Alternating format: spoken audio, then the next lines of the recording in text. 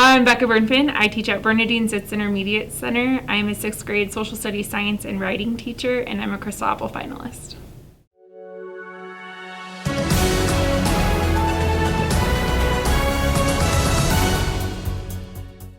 My sisters are both teachers, and when I grew up, I always used to play with little baby dolls, and I used to set them up. And then we had some in our cul-de-sac. There were some kids that we'd get together and play, and I always wanted to play school with them.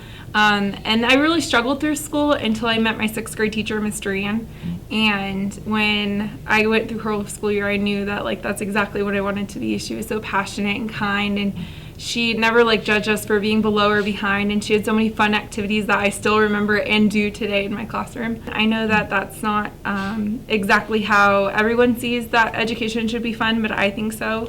And so when a kid tells me they really like this activity, or they really get it, or learning about ancient studies is actually interesting to them, I feel like that's a win for me for that day. First of all, it starts with when you walk into my classroom, you'll see that I have alternative seating, and it's not only alternative, but it's flexible, so students can pick wherever they want to sit on a daily basis. And the philosophy is just that where would you want to learn, and where is your favorite place to learn? For me, that's sitting on my carpet floor in my basement near my coffee table. That's my favorite place to learn. For many, it's going to Patrick Dugan's or going to Starbucks and just hanging out on their comfy chairs and being able to sit wherever they want.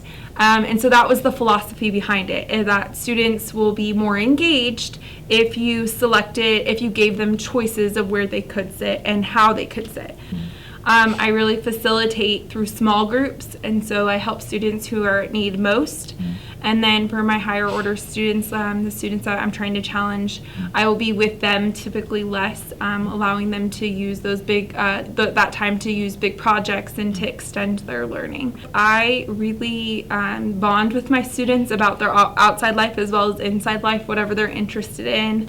I really just kind of get to know them and what their life is about. I think that's something we really miss in the classroom. We feel like as teachers there's not enough time to build that relationship, but I feel like I take time every week, at least one session, just to get to know them and to get to know their interests. I have a Facebook profile for our classroom, and they post things on there that they feel like is funny, and sometimes we'll talk about that. I think that winning the Crystal Apple would mean that my students have worked so hard, and it would be more for them than it would be about me.